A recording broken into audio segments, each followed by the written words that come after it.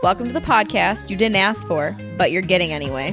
We're two sisters with a lot of opinions, zero filters, and just enough life experience to think we're qualified to talk about everything. From diapers and degrees to relationships, health, and all the random stuff in between. We're breaking it down, laughing through it all, and oversharing like it's our full-time job. I'm your host, Jack. And I'm your host, Vic.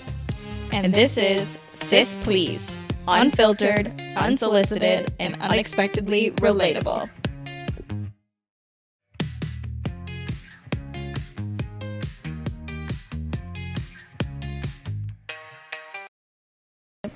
Hello. Okay, let me start. Sure. What's wrong with it? I don't know. It's just messed up. It was messed up, Is it okay now? I guess. Fix it. What's wrong with it? You just Oh, the the headphones.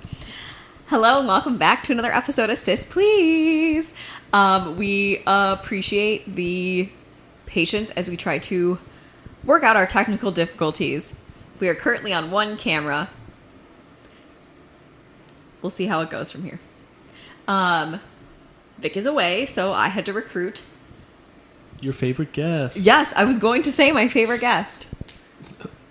I enjoy having you. Do you not enjoy being here? Yeah, I do. You enjoy talking with me? Yeah, I do enjoy talking with you. Okay, well, I thought today was going to be a good episode for you to join in on because I was going to talk to Vic about parenting stuff, but I think it'll be interesting to talk to you about some of like the parenting things that I've noticed. All right. One thing that we have decided is we have chose not to post our child on social media. Mm-hmm. And for various reasons, we have a number of reasons why we chose not to. How do you feel about people that are like, what are your thoughts when you see people post with and like put an emoji over their child's face? I mean, I think it's a choice, obviously. Like, they're trying to That's a choice. hide somebody's identity. But, you know, when you wouldn't... The thing about, like, the age of social media right now and the way things work is, like, you can find out a lot of information, and it's such a large sea of information. Like, nobody would have known that you could take a picture, put an emoji on, and then you can put that picture through a filter and remove the emoji and blah, blah, blah, blah, blah, blah. So, like, Right. actually have access to what's behind the emoji. So, like, I don't think people they're not doing it because they know somebody's going to take it away. They're trying their best to, you know, hide the identity of their child, to try and, you know, keep them private. Yeah. I think there's a lot of people making decisions that are conscious, and, you know, back when we were younger, like, you just posted everything, and you didn't understand, you didn't have the perspective that we do now, that you can look back and go like, yeah, that was probably kind of dumb. Right. I probably shouldn't have posted it. Right. So, you know, I think the best part is that everyone has a choice. They can make their own choice. And, you know, I think some kids may look back and be like, oh, wow, you know, my mom and dad were trying to keep me protected. Right. Or at least give me a chance to decide whether or not I want to be on social media at some point. So, yeah, I don't necessarily have a negative opinion about it. I think that everyone can do what they please. You know, it's not the worst thing in the world to also put pictures of your child on Facebook or Instagram, because sometimes there's extended family that maybe doesn't get the chance to Ever meet the child. or see them only every once in a while. Right. But, I agree. know, at the end of the day, it's your choice because it's your family. And, yeah, I think it's just, we made the decision collectively, so we're sticking to that. Yeah. I think it's interesting when I have seen people post, so they've made a decision like later. So let's just say like our child was 4 and we decided at 4 years old to start not posting him on social media. But then when the pictures that like I've already posted like years ago, they'll post now and put an emoji over their face. Like if it's like a side by side, like let's say they were meeting Santa and it'll be like that year's Santa photo and this year's Santa photo, and they're covering up the picture from today and then from 3 years ago. But that picture was already posted and out there. Also, I guess... And they haven't deleted the photo. Yeah, I think... Regardless, deleted or whatever not. that justification would be that, like, when the child's an infant, when they get older, they change their look. So it's hard to identify someone from a baby photo when they've grown 4 years or 5 years. So, again, not necessarily something that would trigger me. It does seem like, that's a lot of work to have, like, I guess it's technically not a lot of work, but it's just interesting that if the picture's already out there, then why are we putting an emoji over it now? But again, like, it doesn't really affect my life, so right. It doesn't really bother me too much. Okay, that's fair. I would say another choice that we made doesn't really impact us too much right now. Well, not at all right now because he is mobile, but is what I don't know how I want to phrase this. No containers, like not using like a bouncer or a swing or a saucer, a walk, like the little, like put them in there and they can walk around. Like we chose not to use those. More so because of the developmental side, because of your field and the pediatric side of me seeing things. What do you think is, because now we're seeing it with Vic and Sam and their son, what is like the hardest thing that, like, because it's a choice, in my opinion, it's a choice not to use them. Yeah, I mean, it's a choice, but there's different, I'm going to sound like the devil's advocate on all these. That's not fun. Well, of course it's not fun, but you have to be able to, like, look, it's difficult. Like, it's not easy to do that. And I think it's not easy to, like, make that choice to not put them in a bouncer or a chair or whatever. But, like, sometimes there are people out there that don't have the circumstance to not do that.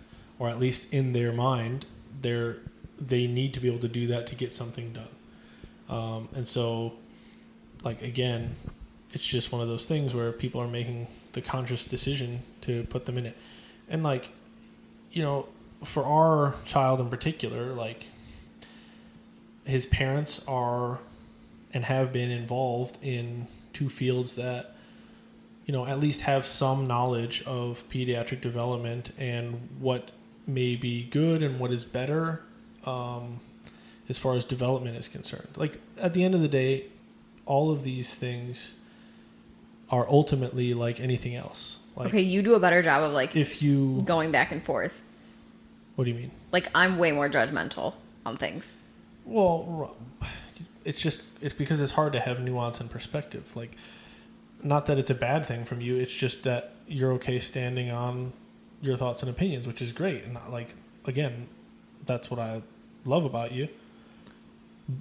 I'm just trying to present the opposite, which is, like, at least in some people's minds, that's what they have to do.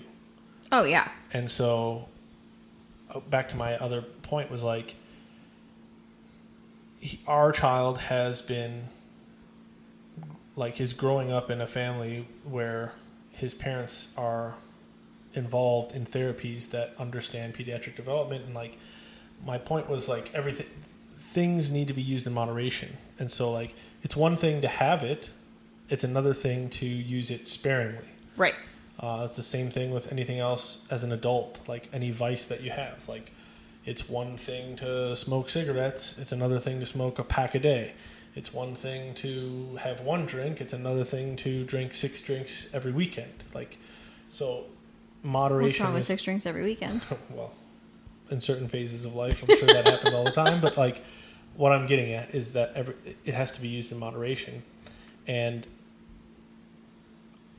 I think that it's hard to just, like, blanket judge somebody because their circumstances in their mind are, I have to be able to do this to be able to get something done, or I can't. Right. Now, I'm not saying that there aren't good ends of the spectrum and bad ends of the spectrum. Of course, there are like, there's neglect that happens, but I wouldn't even worry about like that's not even worth discussing because we all have the same opinion on that. No one cares. No, I'm saying like everyone has the same opinion on neglect. Oh, yeah. Meaning like that shouldn't happen. Rightfully so. Yeah. That's very fair. Like I said, I think that you're nicer than me when it comes to those things. Yeah. Well, nicer is maybe not the best way to put it. More like understanding. But again, just like I said in the last one, like it doesn't necessarily affect my life. So again, that's their choice. Right. Oh, absolutely. I mean, every parent, that's not my child. I don't have to deal with it. Yeah. And it's not like a negative thing. It's just like if I had to always think about what somebody else's child was doing, man, I would be up later than I am usually. Like it would just be like I'd have no sleep at all because I'm worried about somebody else's. And it's not that I don't care about that. Like right. If it's a close friend or something like that. Yeah. Because I do care about that person and their child. It's just if I was constantly worrying about that, and then imagine how they would feel, what kind of friend I am if I'm just constantly bickering them. Like, right. You shouldn't do that, you shouldn't do that, you shouldn't do that.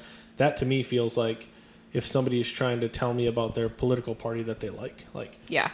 It's too much. You can believe and you can think whatever you decide because this is America and you have the right to do that. But when you start to push things on other people, then you get into murky waters. And you're going to run into conflict, and it's probably not going to be the best thing for you if you don't know and you're not well equipped to address the conflict. That's very, very fair. Now, my opinion is like, yeah, there are certain things that you definitely should stay away from in excess. Like?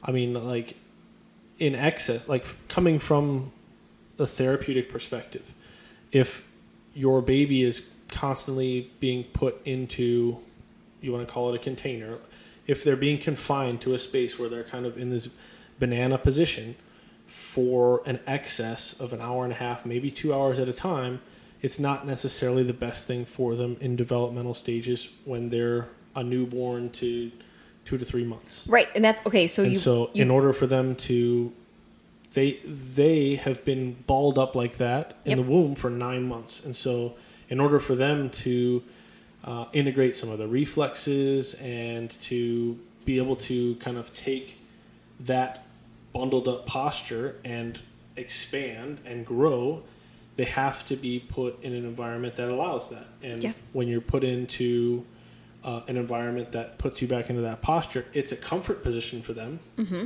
And they don't, I mean, their processing is not at the level that your brain is, right? So, like, it's a comfortable position, so they're like, oh, yeah. And then it's a positive feedback to the parent most of the time because they go, oh, our baby sleeps in that position. Right. So our baby's comfortable. We have such a good baby. They only do that when they only fall asleep when they're in that position. And so it's tough. When your baby cries, you don't want them to cry. But in order for them to, like I said, integrate the reflexes, for you to promote proper development, you have to be able to put them in different environments and have them exposed to multiple positions so that their posture can develop well, their core muscles can develop well. They don't necessarily get a flat spot on one side. Like, look, you're going very in depth here. I'm just trying to provide information. It's not a judgment on. No, it's I know. Not an emotional judgment. It's an informed decision that we've made, and I'm trying to provide some context for why you should stay away from it in excess. But it's interesting you brought up 2 hours at a time. Why is it? It's interesting. I'm not asking you to answer this. Is why is it so well known and well said to not keep a child in a car seat for more than 2 to 3 hours at a time? Like if you're road tripping, you should stop. But they say nothing about leaving them in a swing all day long or in like a what's the other word I'm looking for? Like other containers. Yeah. So to say, it's just interesting. interesting. I would imagine that there's probably some standards in the American Pediatric Association journals there are recommendations, and that's how you get this 2 to 3 hour or 2 hour like buzzword or recommendation. Like the American Association of Pediatrics has recommendations, and that's how it becomes the standard thing. Now, maybe it says that, and people are only interpreting it as like when we're in the car, we have to stop every 2 hours. Right. But we all as parents know that sometimes is not feasible. Yeah. And so like you have to do your best to do what you can. Yep. Right? Like if you're on a 12-hour road trip, every 2 hours is going to take you, now it's going to take you about a day to get where you need to go. So like you have to make decisions wisely with what you can. Yeah. Maybe something a little bit more lighthearted is. I don't think it's not lighthearted. You're just you're very detailed, which isn't a bad thing. It's not bad. It's helpful. I mean, again, I'm trying to. Dr. Blake's out here just trying to help some people, Well, I guess if it helps somebody, it helps somebody. But at the end of the day, again, you make your decisions with your family and your child. It's just. This is the information that we context. Have. What is something that we or you said you weren't going to do and we do, or you do? Like, is there something you're like, I will never do this, and now we're doing it? You have something on your mind that I don't remember. I mean, my memory has not been the best. That I don't remember. Said I wasn't going to do, but I do. Yeah. The only thing that I think that we bicker about, I'm not even going to say we don't even argue. It's more of like is the sweets. We didn't do anything until really he was 14 months. And then all hell broke loose. I shouldn't say hell broke loose. We just are a little bit, we're more relaxed with it because it's not every day. Yeah, I think so the choice was like we're going to try and give him as much whole food as possible and the least amount of processing that we can. When he got to his first birthday cake was like made by scratch by you with limited sugar, like, so, we made those conscious choices. But eventually, like, you get to a point where, we go to the doctor and he's got an ear infection and he had to get blood drawn for the first time. And it's like, who wouldn't want ice cream after that? Poor kid. So, and yes, I guess, we're lax in certain areas. But again, I feel like if every waking choice we had was like, we can't give him that, we can't give him that. How like, right. The definition of crunch, or like you get an ick, like people would not want to hang out with you because you're so extreme trying to, and it's not that you're making a bad decision. It's just like it's hard to operate in society at the extremes of any spectrum. Yeah, for sure. And so again, things in moderation can be okay. And I feel like that's how he is. We're trying, like, even though what I try to do is like when I'm giving him ice cream, I'm giving him like the smallest little bit. And so he's thinking like volume. Right. And again, maybe he's not thinking volume, but he's thinking more times of yummy to my mouth. I get to say more times. But the volume of ice cream that he's gotten is not to the extent that I'm not giving him a full scoop of ice cream every single time. Now, his mom, on the other hand, she's like, come on, give it to him. And I'm like, I did say, no, I set a boundary. I said no milkshakes because this kid slams. Yeah, but he enjoys his smoothies, which is a great alternative. Again, like, yes, does a smoothie have sugar in it? Of course. Is he not getting the fiber that he would get when he breaks down the sugar breaks down the fruit by eating it? Yeah, yes. But we're not asking for those opinions. Well, I'm just addressing that, like, it's again informed, right? Like, and I don't know it all. Trust me, I do not know it all. I don't know it. I don't. Are you sure? Arguably, I don't know anything. Like, so, this is one of those things where, like, I'm gonna be the guy who he takes it all the way to the end, covers all his bases, but like you have to. He does. I meant for this to be lighthearted. We went way more way more informative than I thought we were going to. Well, you said to be prepared, and I'm trying to be way more prepared this time. You are. But yeah, that was like the only thing that I was really thinking about. The other one, I forgot which two I had. Yeah, I'm gonna ask. The other one that I had was what are your thoughts on sleep training? Sleep training. I've seen it. No, I'm asking what are your thoughts? From afar. I've seen it work by people that I don't know. But I'm saying for yourself. We got pretty lucky. Yeah. Like our child, fortunately, just kind of had a cycle, and we were bumpers instead of like, hard shock fences. Like if you veered off a little bit, like he'd hit the bumper and then we steer him back in the right direction versus like hitting the shock fence like a cow and be like a cow, like a cattle, or a piece of cattle, whatever. I'm kind of unsure where you're going with this analogy. The analogy is that like we weren't so hardline strict. Oh, yeah. And I think that played to the benefit of him, because it was kind of like, it wasn't, we haven't had times where like we've had to put him down and be like, cry it out, figure it out. This is when you need to go to bed. Now, when he was a newborn, he really didn't go to bed until 10:15. Yeah, we had a later his bedtime. We had a later bedtime. But it eventually turned into, we're 2.5 hours earlier than that now at just about a year and a half. And so like, and again, it'll probably continue to change, but my thoughts and opinions on sleep training are, I'm sure it can be effective for babies that have difficulty understanding what their routine is. Do you think that we'll ever use it with like future children? Depends. It depends on do you think you could do it? I think it's difficult. I think it's a hard process. Because I don't think I could. I think I will probably be, if we need to be in that situation, I'll have to be the one to execute it. Okay. Just again, because like what you just said, I can't do it.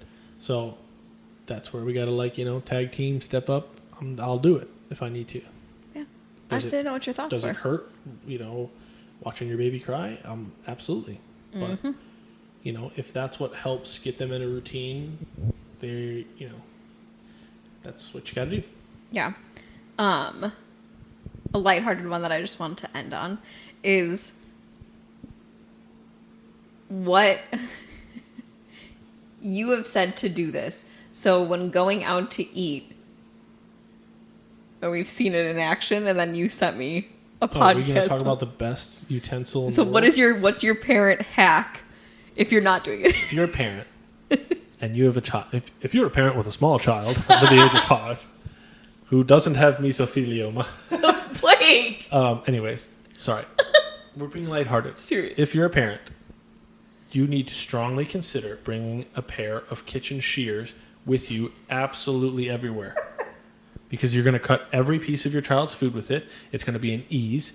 You're going to have no worry about breaking some plastic utensils that you go to a spot and they're like, yeah, we have a knife, but it doesn't really cut anything.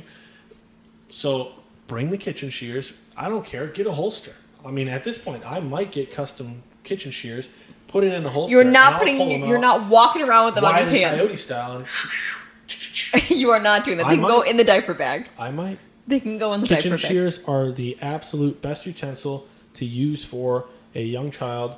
And hey, I cut up my pickle today and put it on my burger with kitchen shears. Sprinkle it on, bang. I just laughed because we literally talked about it, and then you sent me the podcast clip from somewhere else, and then we saw it in action. Now, what we saw at Costco, that was crazy. It was the scissors that like sit flat on the table. It was like a cutting board. It was like one of those things that cuts paper. It's like I'm like, whoa, that's a little different. It was like the pulled it out like a sword, unsheathed it, and was like, So, I mean, good on him, but I would have gone a little bit more discreet in my shears. But Costco pizza's tough to cut, you know? Thankfully, he can bite into things, but it just depends. Like, his burrito, we didn't have to cut he into. ate pretty much 3/4 of a burrito in front of everyone outside. I'm sure people are like, what is going on with this child? But, hey. But yeah, that was, I just have been meaning to bring that up to Vic. This is my plea to any kitchen shear companies out there. We need a Sis Please sponsor. I'll rock them. I'll advertise for them. But yeah, until then, we'll be doing our own research. Yeah, we'll be doing our own research. This episode will be coming out on St. Patrick's Day, so everybody celebrate safely. I'm sure most of you hopefully celebrated over the weekend. Those that do not have children, or if you have children and have someone to watch your child and were able to go out. Have a green beer. That was unfortunately not us. Maybe Tuesday. Yeah, you but can I wore find green for the last 4 days. Yeah. And we're wearing green right now. And I have an outfit for Tuesday to wear green. So everyone enjoy their happy And I'm Irish. So our child's Irish. I am not. Part Irish. You only identify as Italian. It's the only thing that matters. Sorry, Mom. You're not only Italian. You just identify as Italian. If there was a thing, all this... There is. ...stuff out there, I identify as Italian. That's you. That's me, yeah. There is one day, I didn't do it this year, but there is one day that I identify as Polish. Yeah. And that's Fat Tuesday. Didn't celebrate this year because I saw some punchkis at the grocery store and I was like, I think those are supposed to be refrigerated and they're not, so I'm going to pass. But anyway, everyone enjoy their St. Patrick's Day. Yes, enjoy your St. Patrick's Day. And with that, thanks for listening to another episode of Sis Please. You didn't ask for it, but there it is. Don't forget to like, subscribe, and show up next week for another episode that you did not ask for. Bye. Hopefully there will be no issues moving forward. Blah, blah, blah, blah. Kitchen shears.